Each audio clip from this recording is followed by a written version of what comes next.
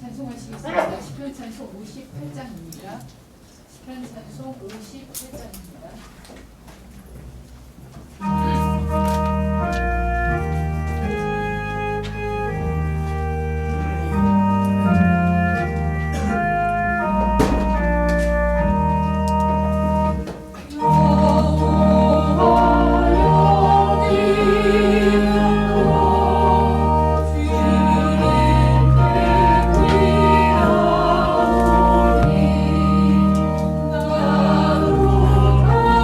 Oh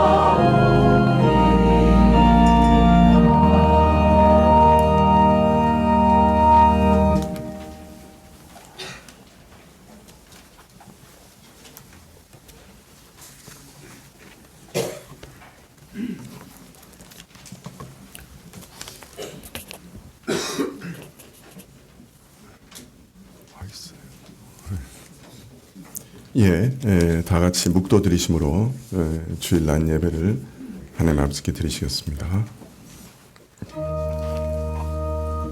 나의 산성이시여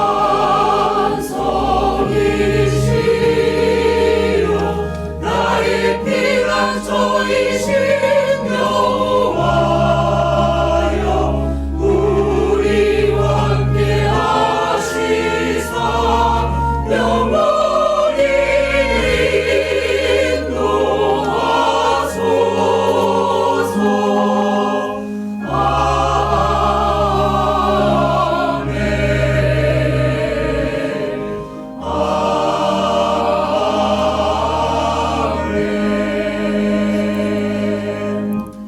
여호와를 기뻐하라.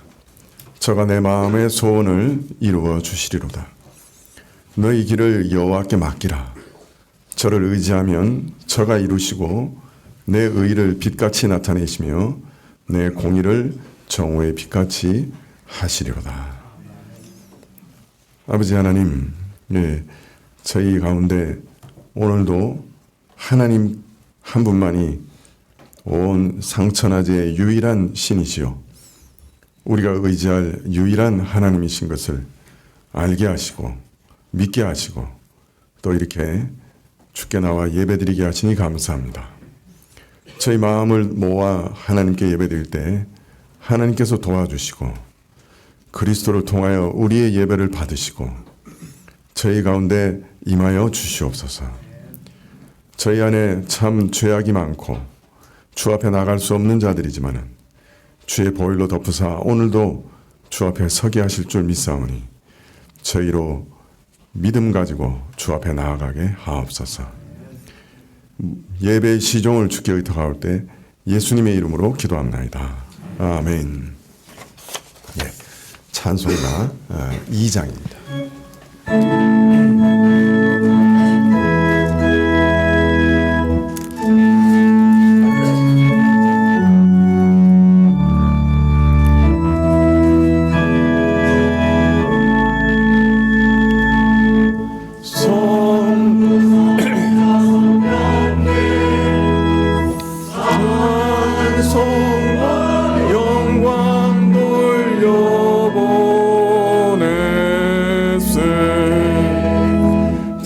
대초로 지금까지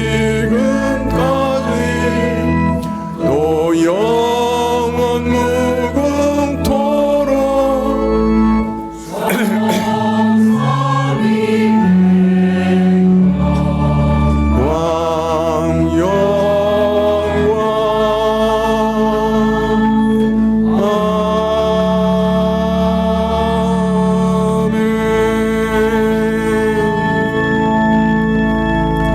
교동문은 시편 71편 1절부터 8절까지 말씀입니다.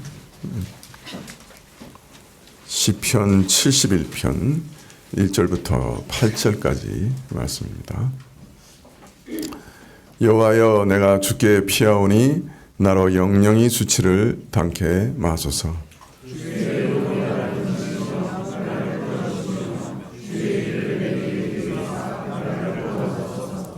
주는 나의 무시로 피하여 거할 바위가 되소서. 주께서 나를 구원하라 명하셨으니 이는 주께서 나의 반석이시요 나의 산성이심이니이다.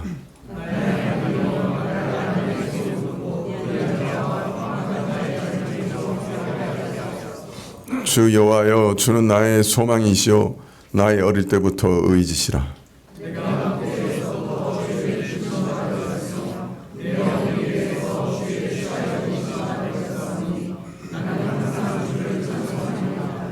나는 무리에게 이상함이 되었사오나 주는 나의 견고한 피난처시오니 주를 찬송함과 주를 존숭함이 종일토록 내 입에 가득하리이다.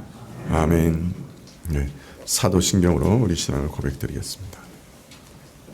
전능하사 천지를 만드신 하나님 아버지를 내가 믿사오며 그 외아들 우리 주 예수 그리스도를 믿사오니 이는 성령으로 잉태하사 동정녀 마리아에게 나시고 본디오 빌라도에게 고난을 받으사 십자가에 못 박혀 죽으시고 장사한 지 사흘 만에 죽은 자 가운데서 다시 살아나시며 하늘에 오르사 전능하신 하나님 우편에 앉아 계시다가 저리로서 산자와 죽은 자를 심판하러 오시리라.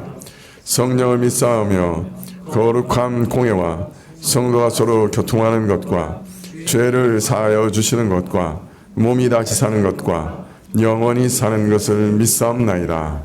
아멘. 예, 찬송가 11장입니다.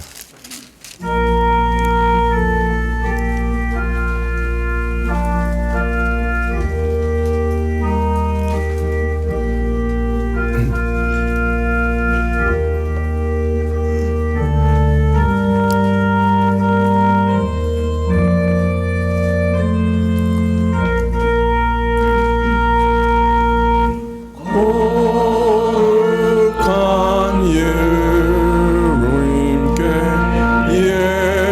예배를 드리세.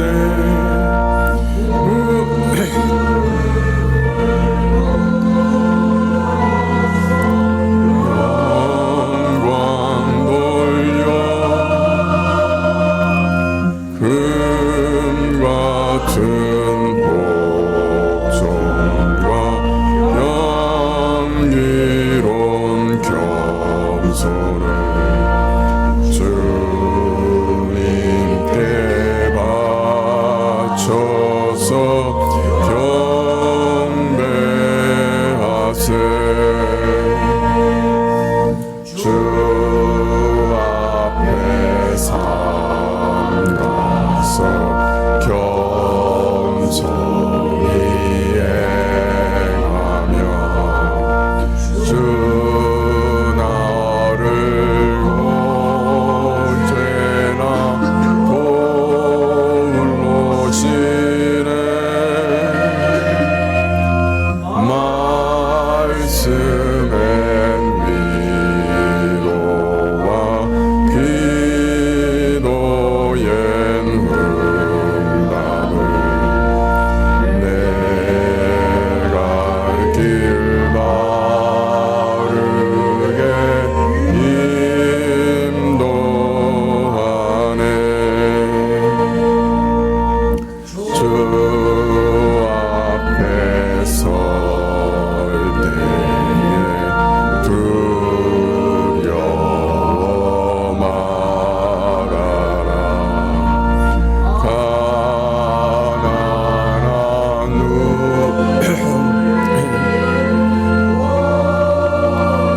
우시네.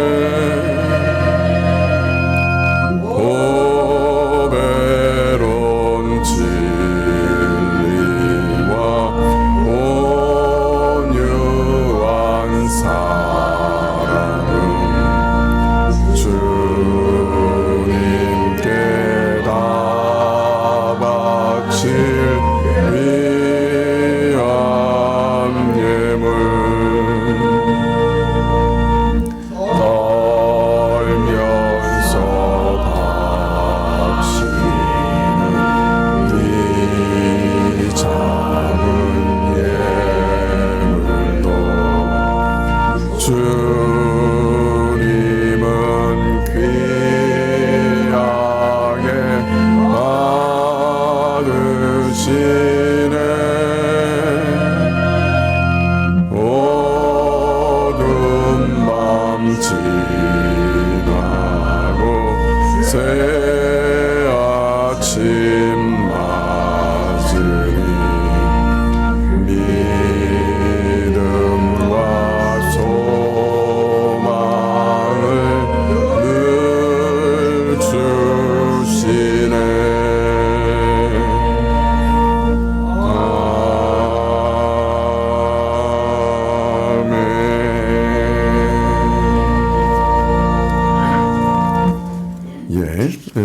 오늘 입교식이 있습니다.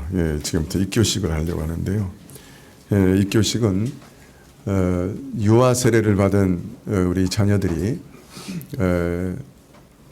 어머니와 아버지를 쫓아서 교회 예배에 나오다가 이제 지금까지는 이제 부모의 신앙을 따라서 신앙생활을 했는데 이제는 저도 예수님을 일평생 믿고 제 믿음을 가지고 신앙생활을 하겠습니다 하는 그런 일종의 고백이라고 할 수 있고, 이제부터는 교회 교인으로서 모든 의무와 또 책임도 잘 감당하겠습니다 하는 그런 서약이기도 하며, 일평생 교회에서 떠나지 않고 교회 안에서 앞으로도 신앙생활을 하겠습니다 하는 그런 신앙의 고백입니다.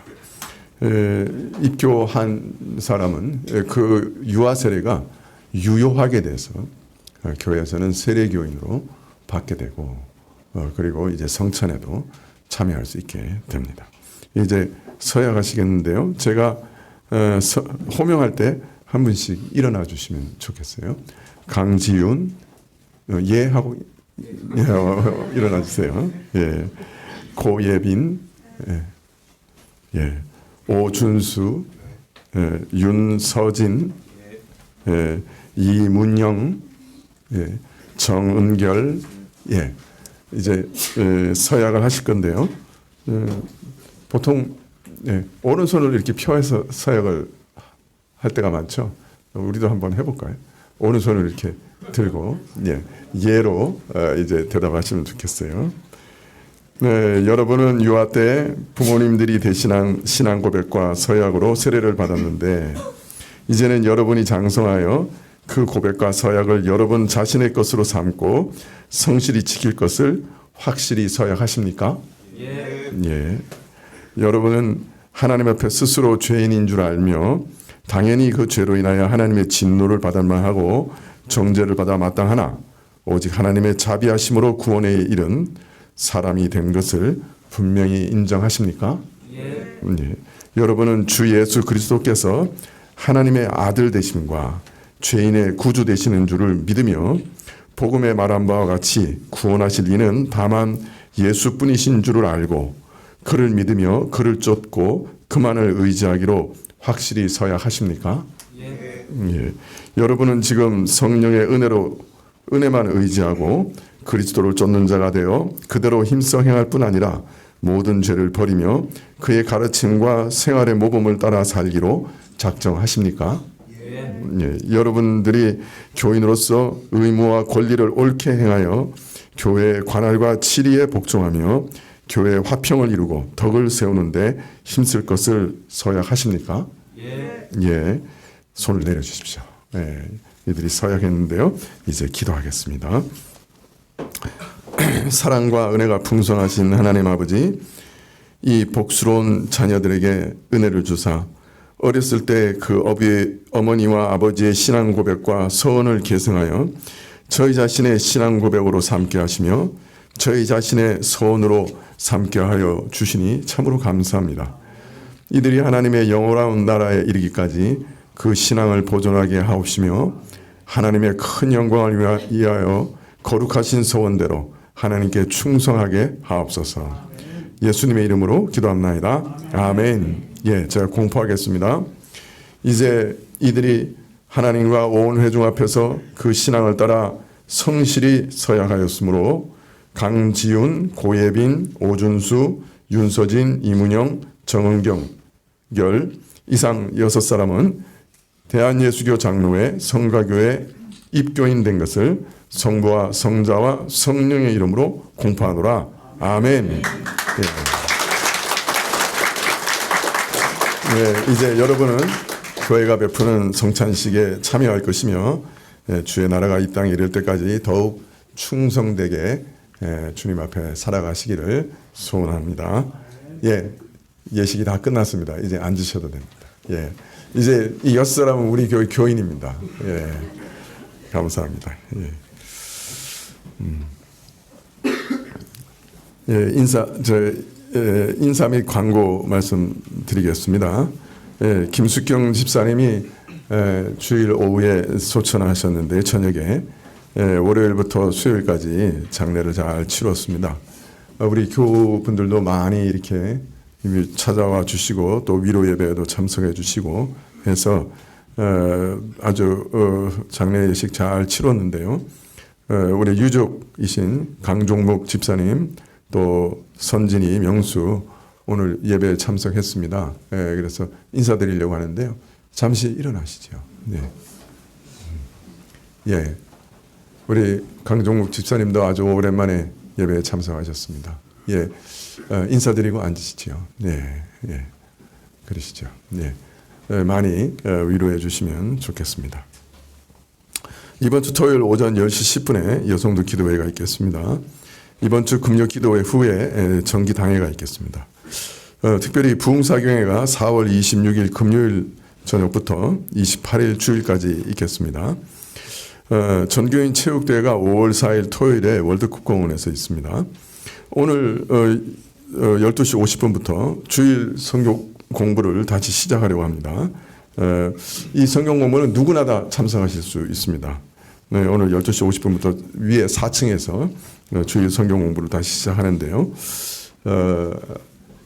지난번까지는 이제 창세기를 쭉 한번 읽었고요. 이제 오늘부터는 아마 창세기 앞부분 잠깐 보고 그다음에 출애굽기를 계속해서 보려고 합니다.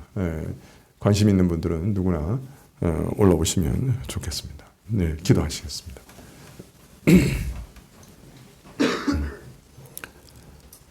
네, 아버지 하나님, 하나님께서 약속하시기를 죽게 피하는 자는 영영이 수치를 당치 않겠다 약속하셨습니다.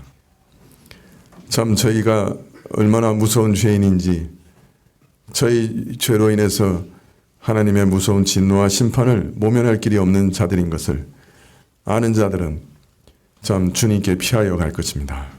예. 주님 어디에도 우리는 피할 곳이 없고 오직 우리를 구원하시는 여호와 하나님 외에는 저희에게 다른 방도가 없고 주께서 주시는 그 아들을 통해 우리에게 주시는 의와 용서 없이는 다른 길이 없습니다. 참으로 주께 피하는 자들마다 주께서 수치를 당치 않게 해주시고 저들에게 하나님의 의를 주시고 모든 심판과 저주와 또한 영원한 형벌에서 저희를 구원해내시는 줄 믿습니다. 그래서 주께서는 우리에게 영원한 반석이 되시고 우리가 피할 영원한 산성이 되시는 줄 저희가 믿습니다. 이러한 소망을 따라 우리로 살아가게 해주시고 또 영원히 살아가게 하여 주시옵소서. 무엇보다 하나님, 저희가 얼마나 무서운 죄인인지 계속해서 깊이 깨닫게 해주셔서 저희로 가난한 마음으로 항상 그리스도께 피하게 해주시고 그리스도의 영원한 속죄의 은혜를 항상 구하게 하여 주시옵소서. 참으로 저희가 저희 자신의 무서운 모습을, 저희 안에 숨어있는 악의 세력을 잘 깨닫지 못하기 때문에 예수 그리스도께로 피하여 가지 않을 때가 많고 주의 용서의 은혜를 구하지 않을 때가 많습니다. 아버지 하나님, 저희가 저희 자신의 모습을 올바로 아는 자 되게 하여 주옵시고 참으로 주님 앞에서 올바르게 주께 피하여 가는 자들이 다 될 수 있도록 은혜 내려 주십시오. 특별히 우리 청소년들 또 오늘 입교한 우리 귀한 자녀들, 참 어릴 때부터 하나님께서 인도해 오셨는데 앞으로도 인도해 가시고 무엇보다도 자신들이 하나님 앞에서 얼마나 무서운 죄인인지 깊이 깨닫게 하시고 예수님께 날마다 피하여 가게 하여 주옵시며 예수님께 자신의 영혼을 온전히 맡기며 살아갈 수 있도록 도와주시기를 원합니다. 아버지 하나님, 이 나라의 중요한 선거가 지금 치러지고 있었는데 아버지 하나님께서 우리 모든 국민들에게 진정한 지혜를 주셔서 참 하나님께서 세우시는 아름답고 훌륭한 국회의원들이 많이 선출될 수 있도록 허락하여 주십시오.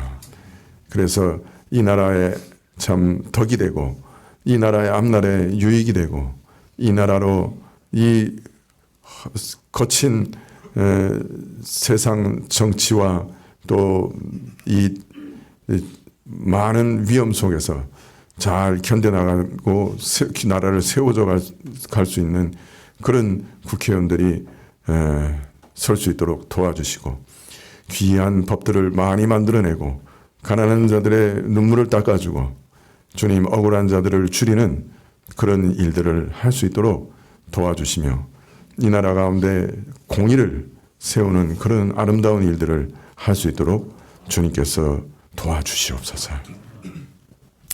아버지 하나님, 저희 가운데도 주님 이러한 소망을 가지고 일하고자 하는 자도 있었는데 하나님 뜻이면 또한 주께서 세워주시기를 간절히 기도드립니다. 아버지 하나님, 저희가 오늘도 주님 앞에 예물 드렸사온데 저희 자신을 대표해서 주께 드렸사옵고 저희 찬송을 주께 드리고자 하는데 주님 홀로 찬송 받으시기를 원하옵고 말씀을 주사 저희 안에 또한 깨우침이 있게 하여 주옵소서. 모든 것 주께 의탁하올 때 예수님의 이름으로 기도합나이다. 아멘. 네, 성경 말씀은 누가복음 21장 5절부터 6절까지 말씀입니다.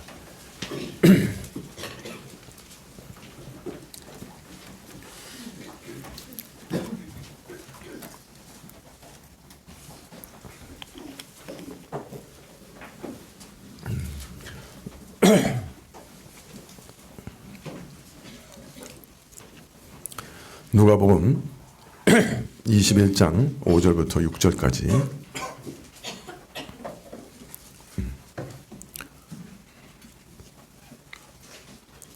누가복음 21장 5절부터 찾으신 줄 알고 봉독해 드리겠습니다. 신약 132쪽입니다. 어떤 사람들이 성전을 가리켜 그 미석과 헌물로 꾸민 것을 말하며 예수께서 가라사대 너희 보는 이것들이 날이 이르면 돌 하나도 돌 위에 남지 않고 다 무너뜨리우리라.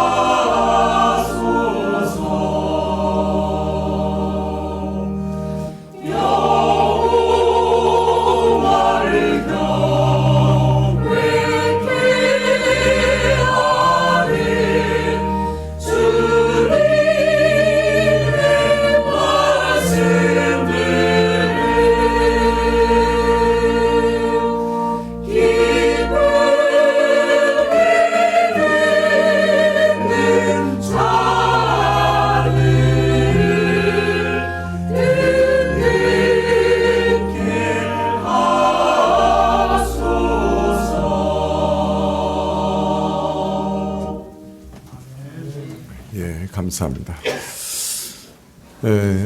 예수님께서 과부의 두 렙돈을 헌금하는 걸 보시고 칭찬하셨습니다. 아주 짧은 성경의 기록이고 또 어떤 면에서는 작은 사건이다 이렇게 이해할 수도 있을 것입니다만은 앞뒤 문맥을 살펴보면 이 사건의 의미가 매우 심상치 않고 또 매우 깊은 의미를 가지고 있다 하는 것을 발견할 수 있게 됩니다. 먼저는 이 과부는 자신의 전부를 헌금했습니다. 그래서 하나님을 섬기는 것, 하나님께 우리 자신을 드리는 모든 것은 사실은 우리 자신을 하나님께 전부를 드리는 것이 한다. 하나님께서 그 백성에게 요구하시는 것은 마음과 성품과 힘을 다하여 하나님을 사랑하는 것이다. 이 사실을 이 과부의 두 렙돈은 먼저 명백하게 드러내고 있죠. 그러나 앞에 있었던 서기관들의 실패 그리고 함께 헌금한 부자들의 실패를 살펴보면 이 가난한 과부는 자신의 전부를 하나님께 드리며 자신의 온 마음과 온 뜻과 온 힘과 온 정성을 다해 하나님을 사랑하는 그 섬김을 실천하고 있었던 반면에 다른 많은 부자들과 또 서기관들 겉으로는 아주 화려하고 참 그 경건은 참 세상 사람들이 보기에는 어떻게 저렇게 경건할 수 있을까? 어떻게 일주일에 이틀씩이나 온전히 금식하면서 기도할 수 있을까? 저들의 소득을 저렇게 온전히 다 이렇게 11조를 꼬박꼬박 바칠 수 있을까? 어떻게 저렇게 참 남의 것 빼앗아 먹지 않으려고 노력하고 간음하지 않으려고 하고 거짓말하지 않으려고 하고 어떻게 저렇게 경건하게 살까? 그렇게 다 탐복할 만한 그런 경건이었지만은 사실 그러나 그것은 부자들의 헌금과 같이 하나님이 받으실 만 하지 못하고 겉으로만 아주 화려하고 겉으로만 놀랍고 겉으로만 선한 그런 위선으로 그치고 말았다 하는 것을 이 사건은 또한 동시에 드러내고 있는 것입니다. 그래서 부자들의 그 모든 헌금은 당시의 모든 바리새인들과 서기관들의 거짓된 경건을 상징적으로 보여주는 하나의 비유라고 할 수 있을 것입니다. 반면에 이 가난한 과부의 헌금은 정말 이 세상에 의의가 가득하고 또 돈도 많고 그래서 하나님께 많은 것을 드리는 것 같은 그런 영적으로 또 육적으로 부유한 사람들의 모든 헌신이 하나님 앞에서는 참으로 받을 수 없는 것, 하나님 앞에서는 가치 없는 것으로 드러난 반면에 참 가난해서 아무것도 드릴 것이 없는 그런 과부, 또 어떤 면에서 영적으로도 극히 가난해서 세리와 창기와 같이 죄인된 자들이 그러나 그리스도의 의를 힘입어 그 누구보다도 많이 하나님께 드릴 수 있는 길이 있다고 하는 것을 드러내는 또 하나의 비유이기도 했습니다. 서기관들은 저들의 모든 힘과 노력을 다 쏟아서 참으로 하나님을 섬기려고 했지만은 그러나 사실은 자신들의 모든 애씀과 노력으로 스스로의 선행으로 하나님 앞에 용납받기를 원했습니다. 그렇기 때문에 하나님의 아들이 오셔서 죄인들을 위해서 죽으시고 저들을 위해서 거저 주시는 의는 저들은 전혀 알 수가 없었습니다. 그리고 그 의를 거절했습니다. 그리고 어떻게 해서든 자기 힘으로 의에 이르고자 필사적으로 버둥거렸습니다. 그러나 사실은 이거 애초부터 사람에게는 불가능한 것이었죠.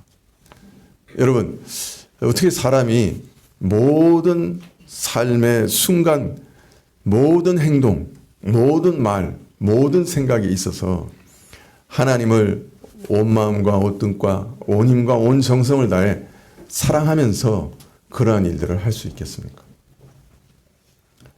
네.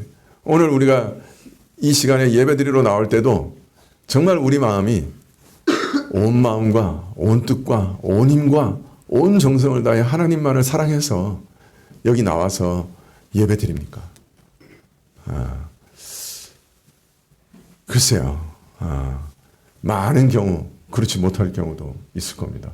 목사라도 그럴 겁니다. 제일 위험한 게 목사입니다. 다른 분들은 그래도 자유롭게 자원해서 예배드리기 쉬운데 목사는 예배를 안 드릴 수가 없어요. 소위 말하면 이게 직업이야. 이게 일이야. 그래서 어떤 면에서는 모든 신자들보다 가장 억지로 예배드리기 쉬운 것이 목회자예요. 그렇지 않습니까? 이걸 안 하면 안 되잖아. 그죠? 자, 그런 기준으로 봤을 때 하나님을 사랑하고 하나님을 사랑하되 온 마음과 온 뜻과 온 힘과 온 정성을 다해 사랑하면서 하나님께 감사하면서 사랑과 감사로 예배드리는 그런 일이 항상 늘 있어야 한다. 그런 기준에 봤을 때 누가 그런 기준에 이룰 수가 있겠습니까? 최고로 경건하다고 할 수 있는 그런 사람이라도 누가 그런 기준에 이룰 수가 있겠습니까? 그래서 구약에서는 처음부터 하나님께 나가서 예배드리는 모든 사람들이 하나님께 나와서 먼저 번제, 제사를 드리는 것을 시작으로 하나님께 모든 것을 드리게 했습니다. 즉 속죄와 그리스도께서 우리를 위해 죽으시는 그 속죄의 은혜와 그리고 그리스도께서 우리를 위해 주시는 그 의를 먼저 얻지 못하고는 하나님께 전혀 나올 수가 없었던 거예요. 하나님께서 그런 사람들의 그 속죄의 은혜를 의지하지 않고 그 하나님의 의를 의지하지 않고 하나님께 드리는 어떤 헌물도 하나님께서 그 받을 수가 없으셨던 거예요. 너무 더럽고 너무 냄새나고 너무 부족해서. 오히려 하나님께 드리는 그 헌물이 하나님을 진노케 하는 그런 헌물이었다고. 누가 하나님께 헌물을 드릴 수가 있었겠습니까? 하나님께서는 먼저 우리 자신을 의롭다 하시고 그리고 우리가 드리는 모든 예물도 주의 보혈로 다 씻으셔서 비로소 우리가 드리는 것들을 받으십니다. 그래서 이 과부의 헌물을 받으셨던 이유는 우리가 앞뒤 문맥을 살펴보면 그가 정성이 누구보다 지극했기 때문도 아니고 그가 사실 전 재산을 다 드렸기 때문도 아니에요. 어떤 면에서는 바로 이 서기관과 반대되는 믿음을 가지고 서기관이 가지고 있었던 그 외식을 버리고 오직 하나님의 자신에게 주신 거저 주시는 의를 힘입고 속죄 사역을 통해서 주시는 그 죄사함의 은혜를 힘입고 예수님께 나와서 하나님께 나와서 예물을 드렸기 때문에 그 과부의 예물을 받으셨던 거죠. 자, 그런데 이런 용서의 은혜를 정말 이렇게 경험한 사람은 그 마음에 특이한 일들이 일어납니다. 진짜로 하나님을 사랑할 수 있게 되는 놀라운 은혜가 그때부터 시작이 됩니다. 하나님이 자신의 외아들까지 나를 위해 주셨다고 하는 것을 알고 그 사랑에 반응하면서 자신도 하나님을 사랑하고 자원하여 하나님을 섬기는 일이 그 은혜를 입은 자들에게는 열리고 가능해지는 거예요. 물론 가난한 과부가 하나님 앞에서 자기를 의롭게 보이기 위해서 하나님 앞에서 스스로 의롭게 되고자 자기 생활비 전부를 드린 건 아니죠. 또 그녀의 지극한 정성과 사랑이 그 과부를 의롭게 한 것도 아닙니다. 이런 지극한 정성과 사랑은 과부가 입은 은혜의 반응이었고 그 은혜로 인한 결과였고 그 은혜가 맺은 열매였던 거죠. 하나님의 은혜가 자신의 전부로 하나님을 섬길 수 있게 하였던 거죠. 외아들을 통해서 하나님이 자신을 온 뜻과 온 힘과 온 정성을 다해 사랑하신다고 하는 것을 발견하고 이제 자신도 온 마음으로 하나님을 사랑하게 된 것이죠. 또 이러한 사랑이 그 마음을 움직이시니 자신도 극한 가난 가운데 살면서도 자신의 그 어려운 형편 가운데서도 다른 사람의 가난을 깊이 동정하게 해서 자신이 가진 전부로 아름다운 연보를 하나님 앞에 드리게 했던 것이죠. 그래서 바울도 마게도니아 교회가 극한 가난 가운데서 오히려 예루살렘 교회의 그 흉년 등을 위해서 헌금하게 하였다. 극한 가난이 오히려 그 일을 하게 하였다. 그렇게 얘기하고 있어요. 자신들도 극히 가난하면서 그 가난을 뼈저리게 경험하면서 그러면서도 다른 사람의 가난을 깊이 동정하는 마음으로 내 이웃을 내 몸처럼 사랑하는 마음 때문에 헌금할 수 있었던 거죠.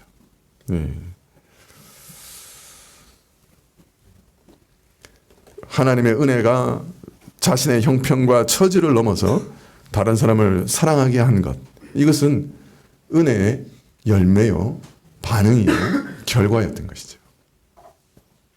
그렇지만은 이런 열매조차도 그리스도께서 주시는 영원한 속죄의 은혜 없이는 하나님이 받으실 만한 것이 되지 못합니다. 그래서 우리가 드리는 모든 사랑과 우리가 드리는 모든 헌물은 믿음 가운데서 연락되는 거죠. 그리스도를 의지하는 믿음 가운데서만 온전히 하나님께 연락되는 겁니다. 이것이 아주 중요합니다. 그래서 우리가 드리는 모든 헌물과 노력과 애씀도 그리스도의 은혜를 통하여 그리스도를 통하여 하나님께 드려지는 것이죠. 그래서 먼저 제물이 번제가 드려지고 그 다음에 그 위에 속죄제나 다른 화목제나 그죠? 다른 제사가 드려지는 겁니다.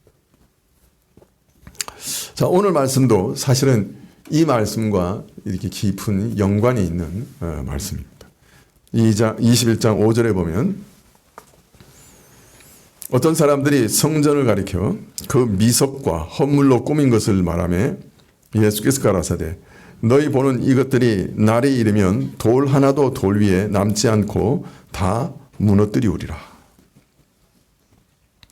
자, 예수님께서 자기 생활비 전부를 하나님께 드린 과부의 헌물을 칭찬하시자 그 칭찬을 들었던 사람들이 그 제자들이 무슨 이유에서인지 모르지만은 예수님께서 지금 어디 서 계신 거예요? 성전 안에 여인의 뜰에 그죠? 그 나팔처럼 생긴 헌물함 앞에 서 계시는 거 아니에요? 그러니까 성전 안에 계시는 거예요, 그죠? 그러니까 그 사람들이 말하기를 예수님 이 성전을 좀 보세요. 여러분 이 얼마나 예수님 이 석재가 아름답습니까? 이 모든 것이 정말 다 이스라엘의 헌금으로 정말 이스라엘이 하나님께 드리는 그런 귀한 헌물로 이루어진 것 예수님 얼마나 멋있습니까? 얼마나 아름답습니까? 이렇게 자랑을 합니다. 참 이 건축물과 이 아름다운 돌들과 이러한 이스라엘의 헌신을 좀 보십시오. 이 말은 어떤 말입니까? 여기 이스라엘의 믿음과 헌신과 섬김의 산 증거가 하나님을 향한 헌신의 헌물에 산 증거가 있지 않습니까?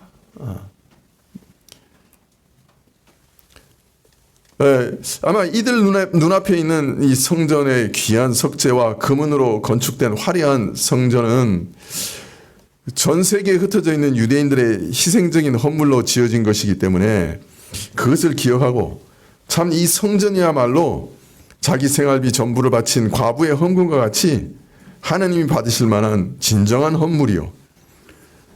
이스라엘의 그리고 유대인들의 전적인 헌신으로 인해 건축되어진 것이니 예수님께서도 그 과부의 두 렙돈처럼 이 헌신을 인정하시고 칭찬하실 것이다.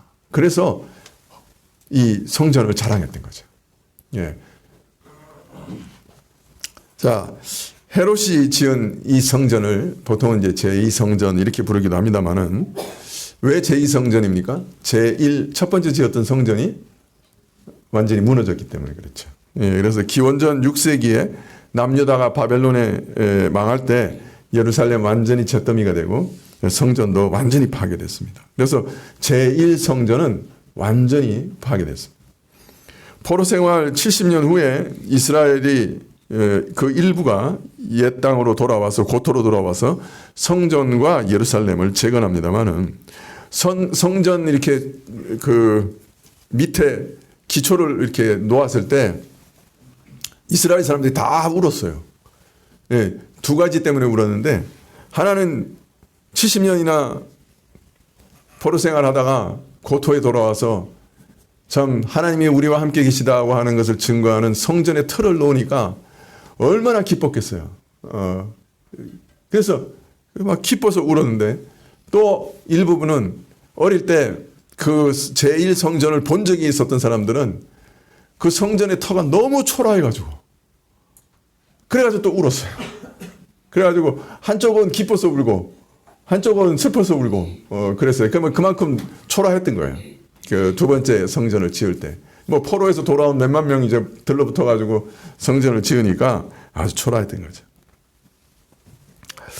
자, 이 성전을 개축한 사람이 누구냐 하면 대헤롯이에요. 네, 이 사람은 원래 유대인 아버지와 유대인 어머니와 에돔인 그 아버지로부터 태어난 사람이기 때문에 전통성이 별로 없었어요. 이스라엘 왕으로서의 전통성이 전혀 없었어요. 그 전통성을 조금이라도 확립하기 위해서 성전을 새로 개축하기로 결정을 했습니다.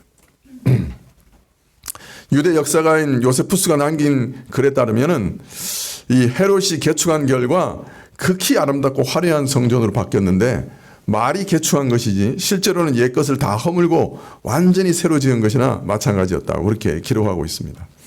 헤롯은 1000대의 수레를 준비하여 석재를 운반하게 했고 10,000명의 능숙한 석수를 뽑고 제사장 중에도 1000명을 뽑아 돌 다듬는 기술과 목재 다루는 기술을 익히게 했고 희고 강한 강도가 극히 귀한 석재를 수입해서 건축을 했으며 여러 군데 아름답게 수놓은 휘장들을 치는데 그걸 다 황금으로 사슬을 엮어가지고 쳤습니다. 참 온갖 귀중한 재료와 탁월한 장인의 솜씨가 어우러져서 보는 사람들을 놀라게 했다고 말하고 있습니다. 성전은 이렇게 언덕 위에 이렇게 세워졌는데요. 오르막 계단을 따라 맨 위쪽 언덕 위에 있는 성소를 향하면서 이렇게 올라가게 되어 있었습니다. 처음에 나오는 뜰이 있었는데 그건 이방인의 뜰이라고 하고요.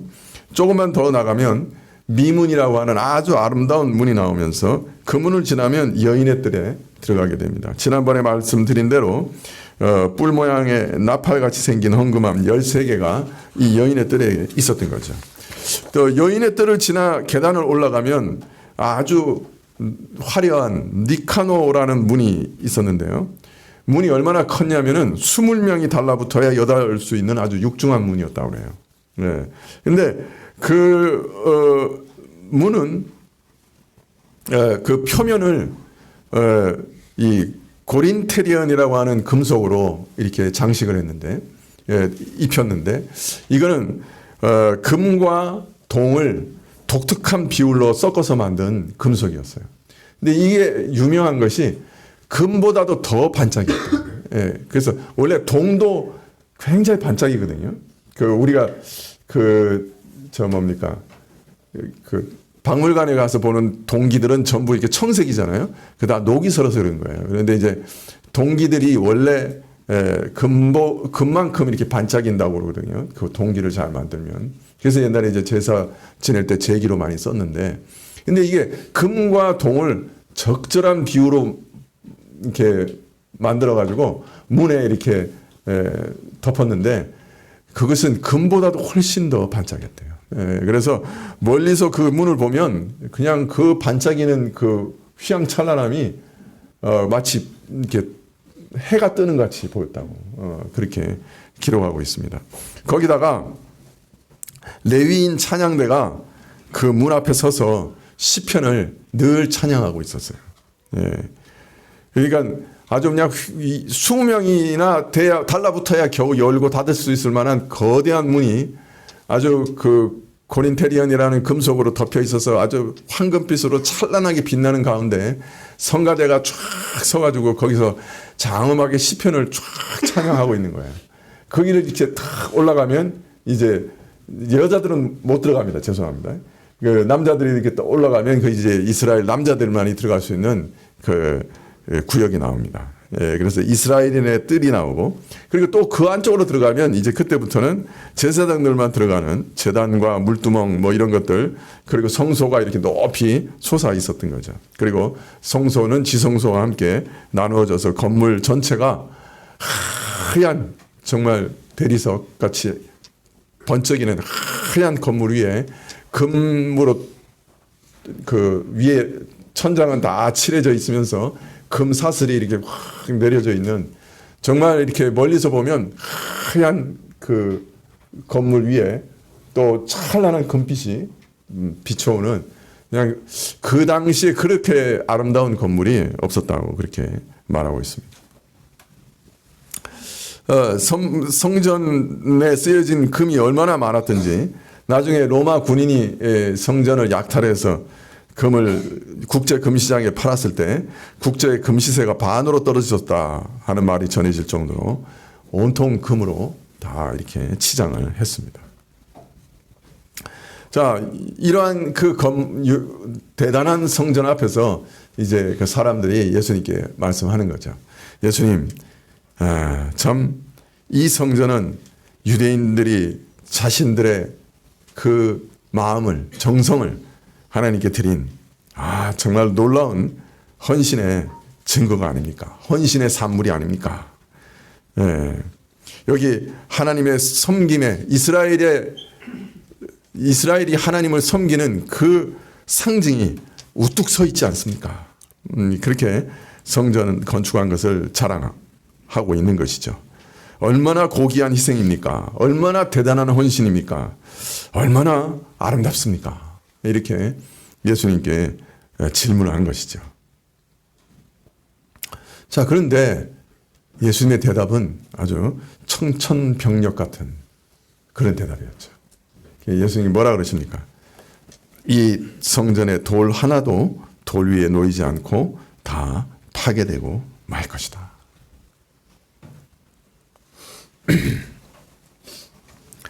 즉 이스라엘이 전체가 참 하나님을 섬기기 위해서 드렸던 그 모든 헌물이 사실은 그 화려한 성전조차도 무의미하고 허망한 것에 불과하다 하는 것을 한마디로 말씀하셨지요. 이스라엘 중에 가장 경건하다는 바리새인과 서기관들이 하나님을 섬기는 데 있어서 철저히 실패한 것과 같이, 그래서 저들의 헌신과 경건이 철저하게 실패했던 것 같이, 과부의 헌물 배후에 있는 바로 그 믿음, 내가 죄인으로 돼 오직 하나님의 아들의 메시아의 속죄로 하나님 앞에 나아가게 될 것이고, 또 하나님 앞에 이렇게 큰 은혜를 받았으니 내가 어찌 이 구원에 감사하지 않을 수 있겠는가? 나를 그의 핏값으로 사셨으니 이제는 내 것이 아니고 오직 나는 주의 소유요 그러므로 내 모든 것도 오직 주의 뜻대로 사용되며 내 전부도 주의 것이다. 이런 믿음, 이런 헌신, 이런 경건하고는 너무나 거리가 멀었기 때문에 오직 자신들의 의와 선과 행위로 하나님 앞에 나아가서 하나님 앞에 인정을 받고 연락을 받으려고 했기 때문에 저들의 헌신은 사실은 위선에 불과했고 하나님이 받으실 수 없는 악함과 악독이 가득한 채로 자신들의 모든 경건을 자랑하면서 부를 자랑하면서 하나님 앞에 드려진 것이었기 때문에 하나님께서는 그 아름다운 성전을 받으실 수가 없었다. 그래서 그 성전은 이제 돌 하나도 돌 위에 남지 않고 다 무너지고 말 것이다. 그렇게 말씀하셨던 것입니다. 바리새인과 서기관들 또 온 이스라엘의 모든 헌신이 사실은 참된 영적 본질이 결여되어 있었기 때문에 완전히 파괴될 것이라고, 오히려 하나님의 정죄와 심판의 대상이 될 뿐이라고 예수님께서 선언하셨던 것이죠. 물론 이 성전 파괴는 이거보다 더 깊은 의미가 있습니다. 이 성전 파괴는 이제 옛 시대의 종말을 고하는 사건이라는 의미가 있습니다. 구약의 모든 체계가 이제 다 끝이 날 것이다. 그리고 이제 예수님께서 새로운 성전으로 세워지실 것이다. 그래서 예수님께서 일찍이 이 성전을 허물면 사흘 만에 내가 다시 세울 것이다. 그렇게 말씀하셨는데 이제 이 모든 옛 이스라엘의 체계와 옛 이스라엘의 모든 제도가 이제 다 무너지고 완전히 새로운 시대가 시작될 것이다 하는 것을 말씀하시는 것이었죠.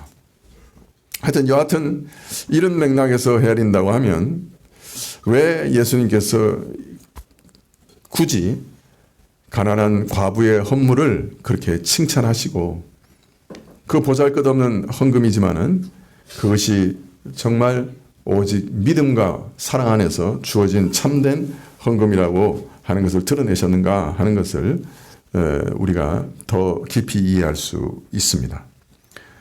가난한 과부가 드린 2렙돈의 그 보잘것없는 헌물에 담긴 완전한 본질이 예수 그리스도 자신을 제물로 삼아 드리는 완전한 제물이었다 하는 것을 예수님은 드러내시기를 원했고, 이러한 예수님의 완전한 제사 없이는 그 어떤 헌물도 하나님 받으실 수 없다 하는 것을 드러내시기를 원했던 것이죠.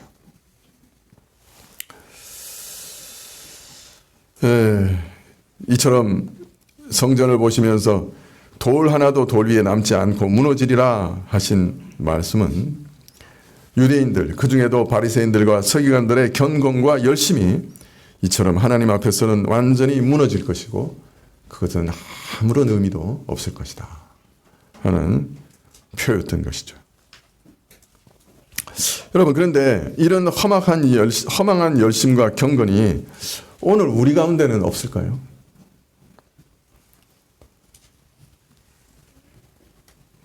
제가 90년대에 이제 전도사 생활도 하고 부목사 생활도 하면서 한국 교회에서 좀 큰 교회들이라고 할 수 있는 교회들에서 부목사 생활을 했습니다. 제가 신방을 가면 꼭 물어보는 게 있었어요. 왜 당신은 구원을 확신하십니까? 왜 구원 받았다고 생각하십니까? 근데 많은 분들이 의외로 제가 교회 다니니까 구원 받았죠. 그러니까 교회에 출석하는 것이 이꼬르 구원이다, 이렇게 생각하는 분들이 꽤 많았어요. 더 놀라운 거는요, 왜 구원 받았습니까? 어떻게 하면 구원 받습니까? 이렇게 물어보면요, 놀랍게도 많은 분들이 착하게 살면 구원 받죠. 그래서 그 착하게 살기만 하면 구원받을 수 있나요? 이렇게 물으면 그분들이 이렇게 얘기해요. 예수님도 믿어야죠. 그러니까 이분들 머릿속에 예수님을 믿는다는 말이 무슨 의미인지를 전혀 이해하지 못하시는 것을 깨닫게 돼요. 일단 마음속에 깊이 들어있는 생각은 뭐냐면 착하고 선하게 살아야 구원을 얻는다 이렇게 생각하고 있는 거예요. 그런 다음에 그거 가지고 충분해요? 라고 물어보면 그러면 예수님도 믿어야죠. 이렇게 얘기를 해요. 그러니까 그 말은 예수님을 믿는다는 말이 무슨 의미인지를 모르는 거예요. 예수님을 믿는다는 말은 예수님만 믿는 거예요. 자기의 행위나 자기의 선행이나 자기의 그 어떤 것도 믿지 않는다는 말이에요. 그런데 그런 분들이 너무너무 많았어요. 그때 90년대 이 여의도 순복음교회가 70년대 이렇게 막 세워진 다음에 한국교회에서 그냥 큰 교회 막 아름답고 막 휘황찬란한 교회 만드는 그게 아주 열풍이 불어가지고요. 그냥 어떤 때는 막 이게 교회 전부 바깥을 전부 그냥 유리로 다 만드는 막 그런 멋있는 교회도 만들고 뭐 교회 안에 그냥 막 대리석으로 막 번쩍번쩍하게 만들고 음향 시설도 넣고 거기다가 뭐 파이프 오르간 넣고 뭐 하여튼 그런 열풍이 불었던 그런 시대예요.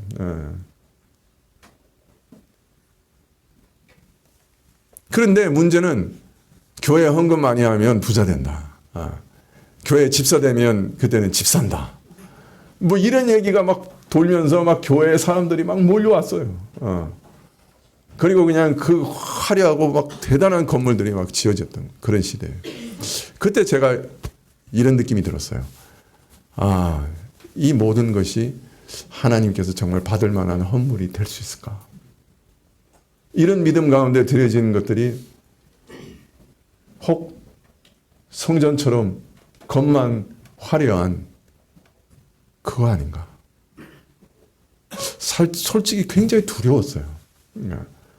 하나님께서 이 화려한 교회들, 외양들, 건축물들 이거 성전처럼 돌 위에 돌 하나도 남지 않고 다 무너질 거다 라고 혹 말씀하시면 어떡하나?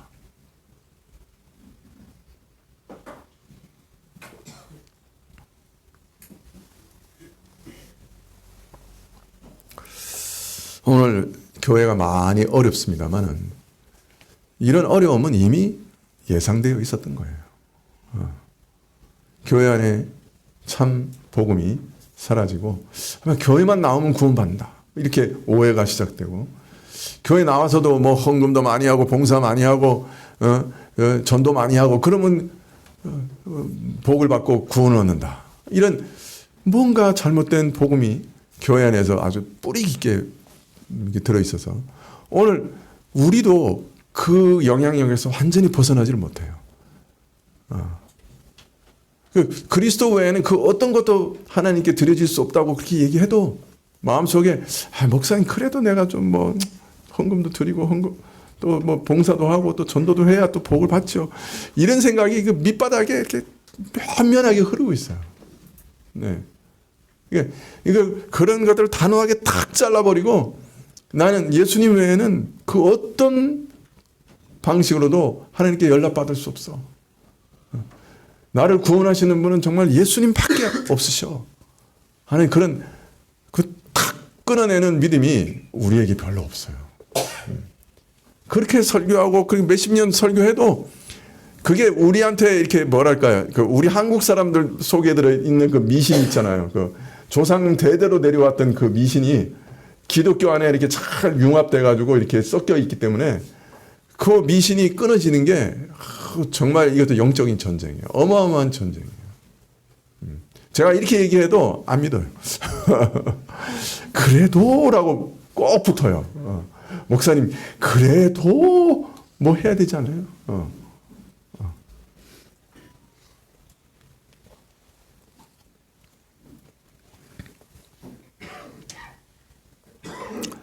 예, 많은 분들이 교회 나와서 신앙생활을 하는 것이 예수님 말씀 따라서 선하게 사는 거라고 오해합니다. 특별히 또 믿는 가정의 아이들도 그냥 교회를 떠나지 않고 자기가 큰 잘못 없이 그냥 부모의 손에 이끌려서 신앙생활 하고 교회에 나왔고 뭐 내가 또 특별히 다른 사람처럼 나쁜 짓 많이 하는 것도 안 하고 아니고 뭐 그래도 그렇게 선하게 살아왔다. 이런 것으로 하나님 앞에 서려고 하는 그런 착각이 있을 수 있습니다. 내가 모태로부터 열심히 교회 나와서 신앙생활 열심히 했으니까 하나님이 나를 모른 척하지는 않으실 거야. 이런 어리석은 환상이 있을 수가 있습니다. 여러분 그렇지만은 사실은 이런 환상이 좀 깨져야 돼요. 내가 하나님 앞에 얼마나 위선적이고 가증하고 내 선과 열심이라고 하는 것이 얼마나 역겹고 내가 얼마나 억지로 신앙생활을 했고 얼마나 하나님 보시기에 정말 부족하고 어리석은가 하는 것들이 확 드러나야 돼요. 그래야 예수님을 이렇게 붙잡게 되는 거죠. 이런 것도 사실은 근데 은혜예요. 뭐 목사가 아무리 가르쳐도 이게 깨달아지지 않아요. 사실은. 제가 한국 교회가 그 모양이라서 이걸 피해야 되겠다 생각하고 그냥 목회하면서 계속 강조했는데 근데 결과를 보면 마찬가지. 그래서 제가 깨달았어요. 정말 자기가 죄인이라고 하는 걸 깨닫는 것도 하나님 정말 은혜구나. 이건 뭐 사람의 힘으로 되는 게 아니구나. 여러분, 우리 죄의 깊이가 아주 적나라하게 드러나서 정말 난 예수님 외에는 뭐 다른 어떤 길도 없다. 그리고 예수님을 탁 붙잡는 게 그게 사실은 믿음의 시작이에요. 이 은혜 없이는 신앙생활이 시작되지 않는 거예요. 참된 하나님을 향한 사랑으로 어떤 일을 할 수가 없어요. 그저 의무감 때문에 아니면 이거 복 주신다 그러니까 또 이렇게 안 하면 또 복 뺏어갈까 봐 억지로 순종하는 거고요. 아니면 그냥 나는 열심히 살 건데 그냥 방해만 하지 말아달라. 뭐 그 정도죠. 그러니까 내가 이게 와서 서비스로 이렇게 예배 드릴 테니까 내 삶을 방해만 하지 마세요. 그러면 저 혼자 잘 살 수 있어요. 뭐 이 정도든지. 또 그중엔 막 발버둥 치는 사람도 있어요. 막 신앙생활 해보려고 막 바리새인처럼 막 발버둥 치는 사람도 있어요. 그러나 그것도 다 허망한 거예요. 내가 얼마나 무서운 죄인인가 하는 것을 깨닫고 예수님을 탁 붙잡지 않으면 그 어떤 은혜도 시작되지 않는 거예요. 유아 세례를 받은 자녀들이 이제 자라서 입교합니다. 그럴 때 교회가 확인하려고 하는 믿음이 뭐냐? 그래서 사실 이거예요.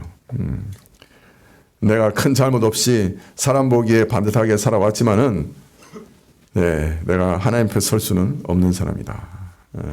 내 동기를 알기 때문에 내가 얼마나 엉터리인지 내가 얼마나 역겹고 얼마나 가증한 자인지 알기 때문에 나는 예수님 없이는 살 길이 없다.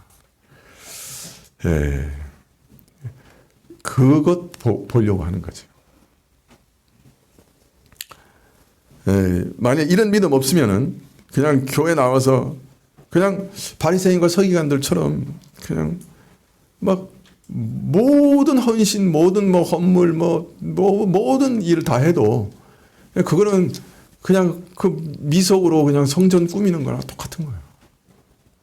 뭐 아무리 꾸미고 뭐 아무리 화려한 걸 지어놔도 하나님 보시기에는 가증한 거예요. 그냥 돌 위에 돌 하나도 없이 그냥 무너뜨리고 부셔버려야 할 그런 것들인 거예요. 왜 사람들이 그거 자꾸 오해하니까.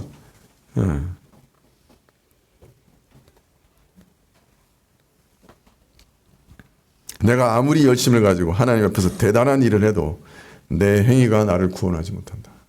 교회에서 아무리 열심으로 봉사하고 뭐 헌금하고 뭐 구제하고 뭐 전도해도 그것이 나를 구원하지 못한다. 그것이 나로 하나님 앞에서 올바른 관계를 맺게 해주지 못한다. 오직 예수 그리스도 외에는 다른 길이 없다. 이것이 나를 구원한다. 이게 있어야 돼요. 그래야 사실은 신앙생활이 시작되는 거예요.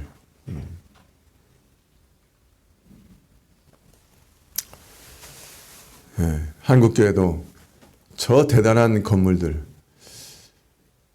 앞으로 어떻게 될지 모르겠어요. 이대로 가면. 한국교회 안에 이 본질이 회복되지 않으면 사실 그것도 다 허망하고 허무한 것에 불과하게 돼요. 여러분들이 교회에서 열심으로 헌신하시고 전도하고 헌물하고 좋아요. 그 교회 필요합니다. 그렇지만은 그것이 정말 하나님이 연락 받으실 만한 것이 되기 위해서는 그 밑에 시작이 처절하게 자기가 죄인인 걸 깨닫고 예수님만 붙들고 예수님만 의지하는 믿음이 있어야 되는 거예요. 그것만으로 하나님 옆에 서려고 하는 거예요. 예수님의 공로만 의지해서 서려고 하는 거예요. 모든 좋은 것도 그 공로만 의지해서 받으려고 하는 거예요. 뭐 어떤 내 행위를 가지고 하나님께 나가려고 하면 그 순간 하나님의 저울에 달리는 거예요. 내가 선을 많이 행했느냐 악을 많이 행했느냐를 다는 저울이 아니에요. 하나님을 온 마음과 온 뜻과 온 힘과 온 정성을 다해 사랑하고 내 이웃을 내 몸처럼 사랑하느냐 하는 저울에 딱 올라가는 거예요. 올라가면 그냥 지옥이에요. 그냥 기울어지는 거예요. 그 저울은. 그걸로 하나님 앞에 서려고 하는 사람들은 그냥 그 순간 그냥 지옥이에요.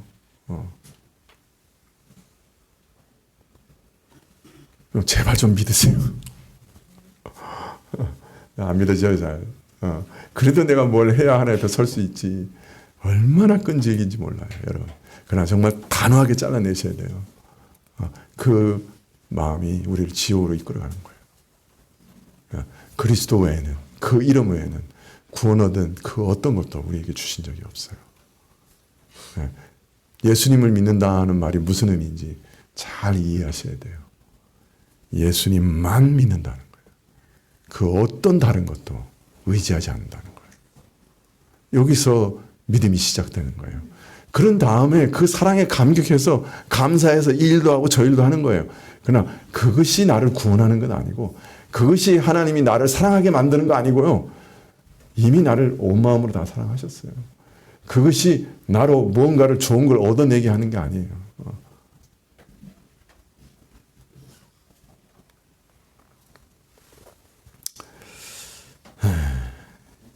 이 세상에 좋은 것들은 하나님께서 그 지혜에 따라 그냥 나눠주세요. 아이, 부자 되는 것이 하나님 사랑을 받은 거라고 하면은 저 이 누구야? 이재용. 그 사람이 하나님 제사상 다 많이 받은 거지. 그런 겁니까?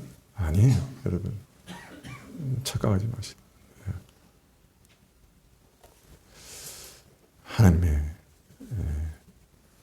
사랑을 이미 다 받았어요, 우리가. 그리스도 안에서 하나님의 온 마음을 다 받은 사람들, 우리 기도하시겠습니다.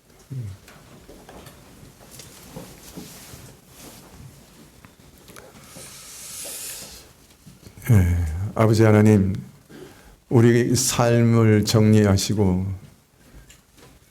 심판하시는 마지막 날에 우리 삶이 참 화려한 미석으로 꾸며진 성전과 같이 주의 앞에서 허망하고 허무한 것으로 드러나지 않도록 주께서 우리 안에 역사해 주십시오.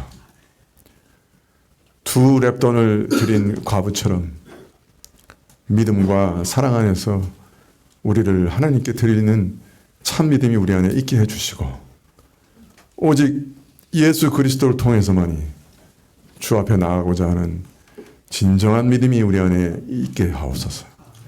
그래서 우리 모든 삶이 영원한 가치 있는 삶으로 마지막 날 드러나게 하시기를 간절히 기도하오니 주여 우리의 기도를 들어주옵소서.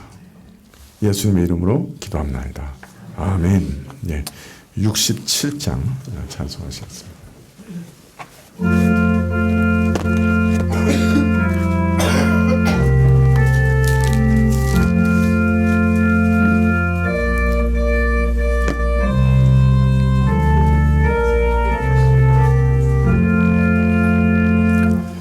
영원의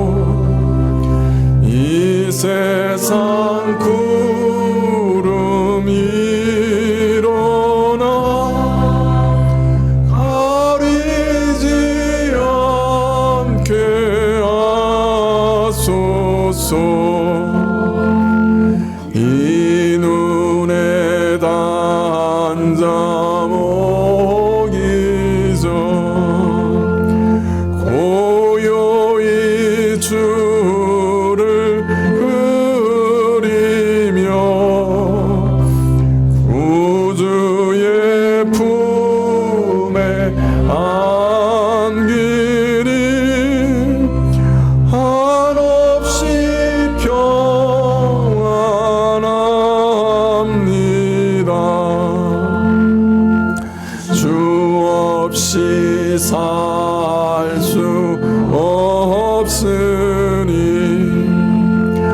언제나 함께 계시고 주 없이 죽기 두려워 밤에도 함께 하소서 잠 깰 때 주여 오셔서 우리를 축복하시고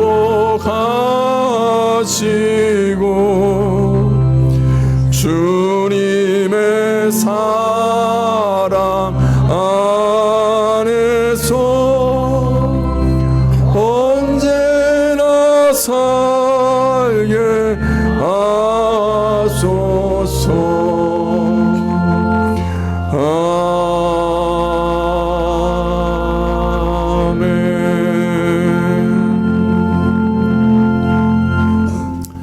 여러분 기독교 TV 볼 때 정말 조심하세요. 예. 이상한 설교 너무 많아서 자꾸 그거 듣고 있으면 어디로 갈지 몰라요. 예. 기도하시겠습니다.